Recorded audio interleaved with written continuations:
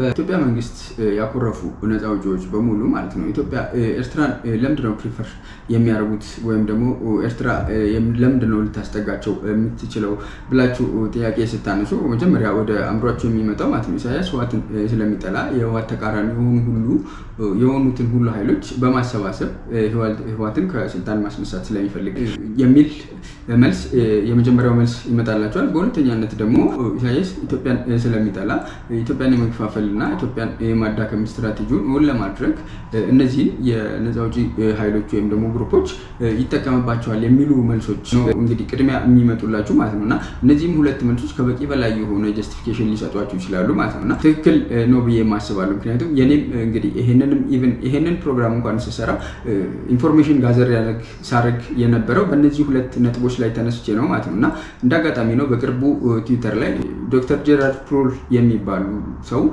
የታሪክ ምሁር The Real Story of Eritrea የሚል ሌክቸር ሰጥተው ነበረ ማለት ነው እና በዚህ ሌክቸር ላይ ዶክተር ጄራርድ ኢሳያስ ኤርትራን እንዴት እየመራ እንደሆነ እንግዲህ በመጠኑም ቢሆን በትንሽዬም ቢሆን አጠቃላይ የሆነ ኦልተርኔቲቭ የሆነ ፐርስፔክቲቭ ወይም ደግሞ ፖይንት ኦፍ ቪው ጋር እንድኖራችሁ ያደርጋችኋል የዚህ የዶክተር ጄራርድ ሌክቸር ማለት ነው። እንዲሁም በተጨማሪ የኢሳያስ እና የኢትዮጵያ ውስጥ በተለያየ ጊዜ የተፈጠሩ ያሉ ነፃ አውጪ ነኝ የሚሉ ኃይሎች ግንኙነት ምን ላይ መሰረት ያደረገ እንደሆነ ለምን እንደሆነ ይሄ ግንኙነታቸው ሊጠናከር የቻለው የሚለውን ጥያቄ የሚመልስ ይመስለኛል። ስለዚህ የተወሰነች ካሉት የ33 ደቂቃ ቪዲዮ ነው በእርግጥ ሌክቸሩ፣ ግን የተወሰነች ነገር ከሳቸው ሰምተን እንመለስ። Because the country economically is basically not very viable. I mean, total amount of exports of Eritrea is $60 million a year. Even for a country of 4 million people, that's not a lot of money. So how do they make money? By selling the one thing they're good at, subversion. It's really a case of a country which has become a heart killer. On the 23rd of December 2009, the United Nations voted sanctions against Eritrea because the sanctions were purely voted because of the help that Eritrea was giving to the Shabab movement in Somalia. But this is a wonderful source of income. So you have to understand that Al-Qaeda and a number of Muslim Dawa, I don't know how I could say that, foundations, are in fact ways of making money. And Isaias, who once again not only is not a Muslim, but has no Muslim sympathy, even was the victim of Muslim destabilization coming from the Sudan during the early period of the independence in the early 90s, is now closely working with the most radical branches of the Saudi foundations and with Al-Qaeda through a number of halfway houses, including some in Luxembourg, some in the Virgin Islands, purely for cash. This is cash. But also, there is another thing, the added advantage for the Eritreans. This cash is going to movements in Somalia, and this is particularly annoying for their old Ethiopian enemies. So you're killing two birds with one stone, you're making money, and at the same time, you have put a rather unpleasant thing in the back of Mr. Meles Zenawi. One of the strangest episodes of that subversion for cash is the training that Eritrea gave to the Tamil Tigers in 2007 in camps in India, and lo and behold, who paid? Because you're ready to do subversion for a certain amount of cash. You must find sponsors. And I must say that the sponsor in that case was rather amazing. It was the government of Norway. Another thing, Victor Bout. You might have heard about this gentleman. Victor Bout was one of the great suppliers of these operations for Eritrea. And I spent a good many years in Ethiopia, and I got in fairly friendly terms with a number of Ethiopian Secret Service operatives. And I asked them, what is your estimate of the budget that went into the operations with Bout? And the guy said, we know exactly. We've got our own spies, we've got our own agents there in Massawa. $114 million over the last 5 years. When you see, if you remember that the amount of the exports of that country is $60 million, that gives you an idea of the order of magnitude of the gun running. Because all these were guns that Bout was flying into Massawa, being bought with money from Al-Qaeda or the Islamic foundations, and then reshipped from Massawa to a whole number of beneficiaries. Of course, they support a whole variety of subversive organization in Ethiopia. I would say that is almost normal. And so you see that the December 2009 UN sanctions were based only on their role in Somalia, but in fact, if you see the whole array, they could have been based on a whole number of other things. እንደሰማችሁት ነው። አሁን ለመጀመሪያ ጊዜ ነው ሰብቨርዥን ስትራቴጂ የሚለውን ኮንሰፕት መረዳት የቻልኩት እና እነዚህ ሁሉ ነፃ አውጪዎች እንግዲህ ለኢሳያስ አልተርኔቲቭ የገቢ ምንጮቹ እንደሆኑም ፐብሊካሊ በቀላሉ አክሰሰብል የሆነ ኢንፎርሜሽን አታገኙም። እኔ አላገኘሁም ነበር። ምናልባት ሌሎች ሊያገኙ ይችላሉ። እኔ አላገኘሁም ነበር።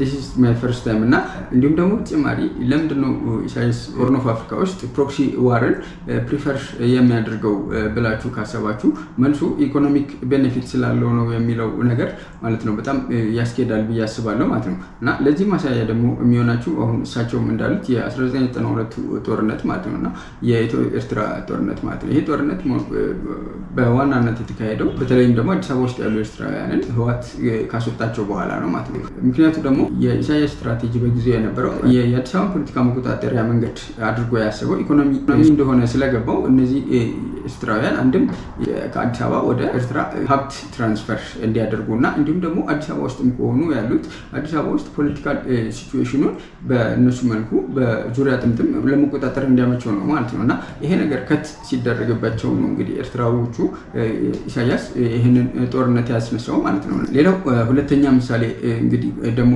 ከቅርብ ጊዜ ደግሞ ካያችሁ 2011 ላይ ከኢትዮጵያና ኤርትራ ስምምነት በኋላ የኤርትራ ቦርደር ክፍት ሆኖ ነበረ ማለት ነው እና ይሄ ቦርደር ክፍት የሆነው ግን በጣም ለጥቂት ጊዜ ነበረ። ከዛ በኋላ በእነሱ ዘግተውታል ማለት ነው። ምክንያቱ ደግሞ ምንድነው እንግዲህ የኢትዮጵያ የተለያዩ ምናልባት ከዛም አካባቢ ሊሆን ይችላል ከሌላ አካባቢ የነበሩ የኢትዮጵያ ነጋዴዎች ከዚህ ወደዛ ፈልሰው የተለያዩ ምርቶችን ይዘው በመሄዳቸው ማለት ነው እና ለዘመናት እንግዲህ በኢሳያስ ቁጥጥር ስር የነበረው የኢትዮጵያ ነጋዴዎች የእኛ ነጋዴዎች ሄደው ለኤርትራ ህዝብ ኦልተርኔቲቭ የንግድ አማራጭ ሲሰጡት ማለት ነው በአንድም ሆነ በሌላ የእነሱ የኢሳያስ የነበረውን ኮንትሮሊንግ ሲስተም ይቀንሳል።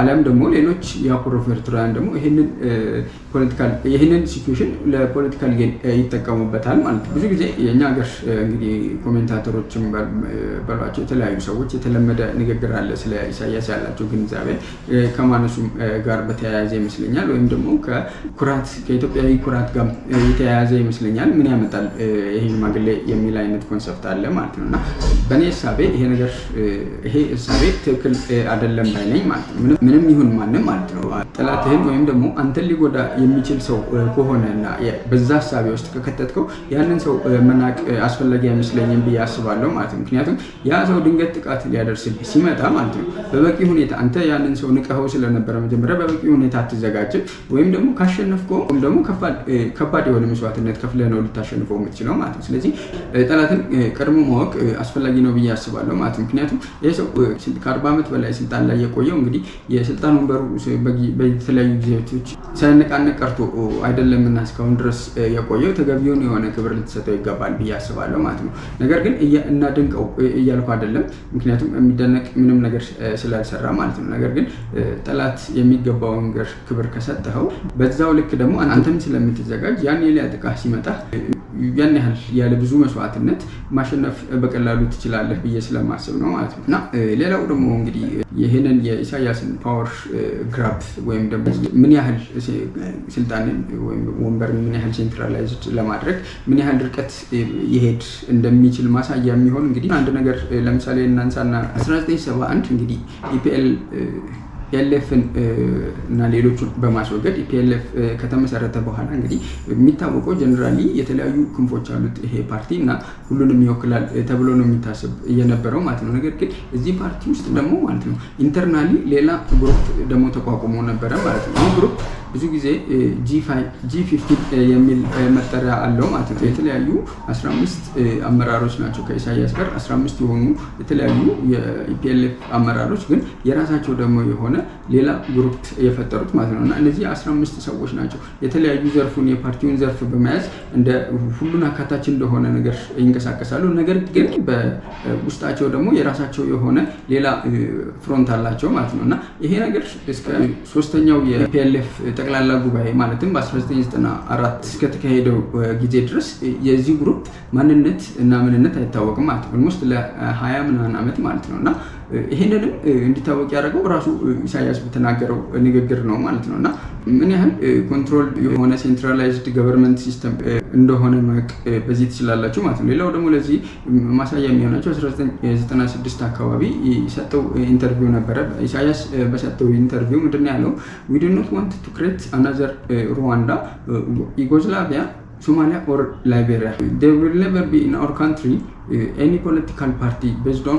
clan, religion or tribe የሚል ንግግር ተናግሮ ነበረ ማለት ነው እና ይህንን የኢሳያስ ንግግር እንግዲህ በግርድፉ ካያችሁት ማለት ነው ኢትዮጵያ በዚህ ዘመን የሚያስፈልጋት ይህ አይነቱ ፖሊሲ አይደለም እንደ የሚል ጥያቄ ይመጣል። ምክንያቱም ኢትዮጵያ ውስጥ ያስቸግራል በህገ መንግስት የሚደገፍ ወይም ደግሞ ህጋዊ የሆነ የብሔርተኝነት አይደለም የሚል ጥያቄ ስለሚነሳ ማለት ነው እና ነገር ግን ኢሳያስ ይህንን ፖሊሲ የተራመደው ወይም የፈለገው ኤርትራ ውስጥ የብሔር በዘር በሃይማኖት እኔ በልጥ የሚል ንትርክ ሰላማን አሳጥቷት እንደሆነ ከማሰብ የመነጨ ሳይሆን ቀጥታ ሪሌትድ የሚሆነው ስልጣንን ሴንትራላይዝድ አድርጎ ከመያዝ የመነጨ ፍላጎት ስለሆነ ነው ማለት ነው። ምክንያቱም መለስ ወደ ስልጣን ከመምጣቱ በፊት ወይም ደግሞ በኢትዮጵያ ውስጥ የነበረው የብሔር ብሔረሰቦች ጭቆና አሳስቦት አልነበረም። ብሔር ላይ መሰረት ያደረገ ፌዴራሊዝምን ክሬት ያደረገው በጊዜው ልክ እንደ ቲፒኤልኤፍ ሁሉ ሌሎችም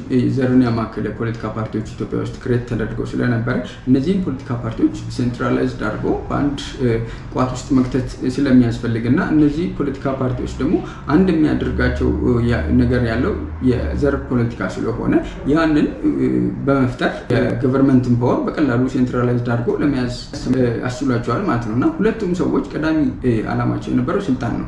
ስልጣንን ይዞ መሰንበት ወይም ደግሞ ስልጣንን ይዞ ምን ያህል ረጅም ጊዜ መቆየት ይቻላል የሚለው ነገር ነው ያሳሰባቸው። ኢሳያስ የሃይማኖት የብሔር ፖለቲካን በማራመዱ አምባገነን ነው ካለን ማለት ነው።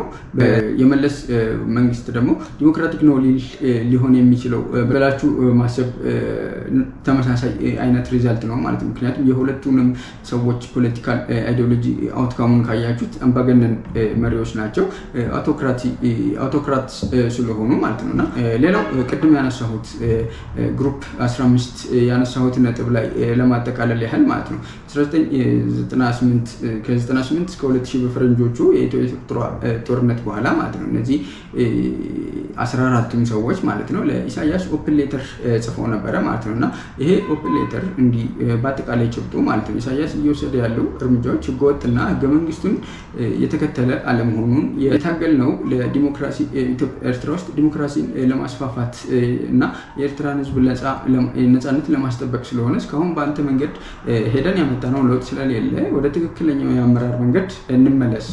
ሌላውን እንዲሁም ደግሞ 1997 የኤርትራ ህገ መንግስት ምንም ራቲፋይ ቢሆንም ግን እስካሁን ድረስ ተግባራዊ አልሆነም ማለት ነው እና ይህም ህገ መንግስቱ ተግባራዊ እንዲሆን ወይም ደግሞ ወደ ስራ እንዲገባ ያነሷቸው ጥያቄዎች ነበሩ ማለት ነው። ይህንን አጋጣሚ እንግዲህ አንድ አመት ጠብቆ 2001 አካባቢ ይመስለኛል ከነዚህ 15 ሰዎች ማለት ነው እነዚህ 15 ሰዎች በጊዜው በጣም ፖፑላር የሆኑ የኤርትራ አብረው ትግል ላይ የነበሩ ሰዎች ናቸው ማለት ነው። ስለዚህ 2001 እንግዲህ የሴፕቴምበር 9/11 አጋጣሚ ተጠቅመው ነው እንግዲህ ሴፕቴምበር 18 እና 19 እነዚህን 11 ሰዎች በቁጥጥር ስር ያውላሉ ማለት ነው እና ሶስቱ ከሀገር መውጣታቸውና አንደኛው ደግሞ ወደ መንግስት መቀላቀሉን ሪፖርቶች ያሳያሉ። እንዲሁም ደግሞ ሴፕቴምበር 21 እና 23 ደግሞ ማለት ነው የነዚህን ሰዎች ሌተር ፐብሊሽ ያደረጉ ጋዜጦችና ሚዲያዎች በሙሉ ሲዘጉ ይህንን ደግሞ ስራ የሰሩ ጋዜጠኞች ደግሞ ከ10 በላይ የሚሆኑት ወደ እስር ተልከዋል ማለት ነው እና ከነዚህ ከ11 ግለሰቦች እንግዲህ 6ቱ መሞታቸው ነው የሚነገረው። ይህም ራሱ በሩመር ደረጃ ነው እንጂ እስካሁን ድረስ በኤርትራ መንግስት በኩል ይታሰሩ ይሙቱ የተገለጸ ነገር የለም ማለት ነው። እነዚህ 11 ኤርትራውያን ፖለቲከኞች እንግዲህ በስም ለመጥቀስ ያህል እንግዲህ ከ11ዱ በግንባር ቀደምትነት የሚጠሩት መሐመድ አህመድ ሸሪፎ ይባላሉ። እነዚህ የቀድሞ ቫይስ ፕሬዚዳንት የነበሩ ናቸው። ሁለተኛ ጴጥሮስ ሰለሞን ይባላል። የቀድሞ የውጭ ጉዳይ ሚኒስትር ነው፣ ኤርትራ ማለት ነው። ሶስተኛው ኃይሌ ወልደ ትንሳኤ ይባላል። ፎርመር ፎሬን ሚኒስተር ነው። እንዲሁም ደግሞ በአራተኝነት ብርሃን ገብረ እግዚአብሔር የሚጠቀሱ ናቸው። እኚህም የቀድሞ የትራንስፖርት ኤንድ ኮሚኒኬሽን ሚኒስትር ነበሩ። አምስተኛ ላይ አስመላሽ ወልደ ሚካኤል ይባላሉ፣ የአግሪካልቸር ሚኒስትር። እንዲሁም ሌላው አረፋይኔ ብርሃኔ ሚኒስተር ኦፍ ትሬድ ኤንድ ኢንዱስትሪ ይባላሉ። ተኬ ካልታዊ ፎርመር ሚኒስተር ኦፍ ሌበር ኤንድ ሶሻል ዌልፌር፣ አለም ተክለህ ፎርመር ሚኒስተር ኦፍ ሄልስ፣ ታኪ ተስፋ ማርያም ገቨርነር ኦፍ ሴንትራል ባንክ፣ አለምሰገድ ወልደ ሚካኤል ፎርመር ገቨርነር ኦፍ ሴንትራል ባንክ። እንዲሁም ሌላ አንድ ቲቢዲ በሚባል ቅጽል ስም የሚጠራ ግን ስሙ የማይታወቅ ሌላም ሜምበር አለ። ከነዚህ ውስጥ መስፍን ኃይሌ ፎርመር ዲፌንስ ነው፣ ፎርመር ዲፌንስ ሚኒስተር የነበረ፣ ይሄ ከሀገር መውጣት ችሏል። አድሃኖም ገብረ ማርያም እንዲሁ አምባሳደር ቱ ናይጄሪያ የነበረ፣ ይህም ከሀገር መውጣት ችሏል። ኃይሌ መንቆሪዎስ ሌላው ነው፣ አምባሳደር ቱ ኤን፣ ይህም ከሀገር መውጣት ትችላል ማለት ነው። እና አንደኛው መሐመድ ብርሃን በልጣ የሚባለው ከነዚህ 11 ሰዎች ክሱን ውድቅ በማድረግ መንግስትን ተቀላቅሎ ይገኛል ማለት ነው። እና ስቲል ነው እነዚህ ሰዎች የገቡበት የሚታወቅ ነገር የለም ማለት ነው። እና ኦልሞስት 20 ዓመት በላይ ይሆናል 10,000 በላይ የሚሆኑ ፖለቲካል ፕሪዝነርስ ኤርትራ ውስጥ እንዳሉ ይገመታል ማለት ነው። እና እንዲሁም ካለው የኤርትራ ፖፑሌሽን አንጻር እና ዲያስፖራ ወይም ደግሞ ስደተኛውን ካያችሁት እጅግ በጣም ቁጥሩ የማይመጣጠን ነው ማለት ነው። እና እንዲሁም ከዚህ በተጨማሪ ደግሞ በፈረንጆች 2013 ላይ ሌላም በወታደሮች የተነሳ የመፈንቅለ መንግስት ሙከራ ተደርጎ ነበረ። ይሄንንም በቀላሉ ነበር ሪቨርስ ማድረግ የቻሉት ማለት ነው። ስለዚህ ምን ያህል ኮንትሮሊንግ ሲስተሙ የት ድረስ እንደሚሄድ ማሳያ ነው ማለት ነው። እና ቅድም ዶክተር ጀራርድ እንዳነሱት ማለት ነው ኢኮኖሚካሊ ደግሞ አብዛኛው ማህበረሰብ ኤርትራ ማህበረሰብ ለኤክስፖርት የሚደረገው ከኤርትራ እየወጣ ኤክስፖርት የሚደረገው ነገር በነፃ እየሰራ የሚጠቀመው ነገር ነው። እንዲሁም ከዲያስፖራውም 2% ኢትዮጵያ መላክ እንዳለበት የሚታወቅ ነው ማለት ነው። እንደውም እኔ የማስታውሰው ያኔ ሁለቱ ሀገራት 2018 ስምምነት አካባቢ ማለት ነው ኢትዮጵያ እዚህ አዲስ አበባ ሜክሲኮ አካባቢ የተለያዩ ሆቴሎች ካያችሁ በተለይ ደግሞ አዳራሽ የነበራቸው ሆቴሎችን የምኖርባቸው አካባቢዎች ስለነበሩ ማለት ነው ሁሌ የሚገርመኝ ነገር ቢያንስ በቀን 2 ሰርግ እነዚህ አዳራሾች ያከናውኑ ነበረ ማለት ነው። እና ሁለቱም ሰርጎች የኤርትራን ሰርጎች ናቸው ማለት ነው። እና የሚሆነው ምንድነው ከውጭ ሀገር የሚመጡ ኤርትራ ዲያስፖራዎች አሉ፣ እንዲሁም ከኤርትራ ደግሞ አምልጠው የሚመጡ ሌሎች አሉ። ስለዚህ ሁለቱ ሰዎች ይጋባሉ። ያው እኛ በዲቪ መልኩ እንደምናደርገው ይጋባሉ። ስለዚህ ኤርትራ በስደተኝነት አዲስ አበባ የመጡትን ይዘዋቸው ይሄዳሉ ማለት ነው። እና ይሄ ነገር በጣም ከመብዛቱ የተነሳ ኢቭን በጊዜው የኤርትራ ኤምባሲ አልተዘጋም ነበርና የኤርትራ ኤምባሲ በራሱ ኮምፕሌን አድርጎ ነበርና ከዛ በኋላ እነዚህ ሰርጎች ከኢትዮጵያ ወደ ኡጋንዳ ትራንስፈር ማድረግ ችለዋል ያደረጉበት አጋጣሚ አስታውሳለሁ ማለት ነው። ስለዚህ ፓወር ግራቡ ምን ያህል ጥግ ድረስ ሊሄድ እንደሚችል በቀላሉ ፍንጭ ይሰጠናል ብዬ ስላሰብኩ ነው እነዚህ ሁሉ ነገሮች ማለት ነው። እና አንዳንድ ጊዜ እኛን ኢትዮጵያን ለማፍረስ በሚሄዱት ልክ እነሱንም በዛው ልክ ሄደን ጠንቅቀን ማወቅ ያለብን ይመስለኛል። በእርግጥ ከኢንቴሊጀንስ ሰዎች እንደዚህ አይነት ኢንፎርሜሽኖች ያመልጣሉ ወይም ደግሞ ይወጣሉ ብዬ ሀሳቡም ግምቱም ላይኖረኝ ይችላል። ነገር ግን በፐብሊክ ኢንፎርሜሽን ደረጃ የኛ ጉዳይ እጅግ በጣም ሀላል የወጣ ስለሆነ ኤቭሪባዲ የኢትዮጵያን ጉዳይ ያውቀዋል። እነሱ ግን የራሳቸውን የውስጥ ጉዳይ ኢቭን የእነዚህ ሰዎች ታሪክ እንኳን ኤርትራዎቹ ሲያወሩት ወይም ደግሞ ለኢንተርናሽናል ኮሚኒቲ ይድረስልን እንደሚሉት የኛ ሀገር ነፃ አውጪ ፖለቲከኞች እንደሚሉት እንኳን ፕሮፓጋንዳ ሲሰሩበት አታዩም የራሳቸው ጉዳይ ላይ ማለት ነው። እና ይሄም ምናልባት እንደ ማህበረሰብ ያለንን የአረዳድ ችግር ማሳያ ነው ብዬ አስባለሁ።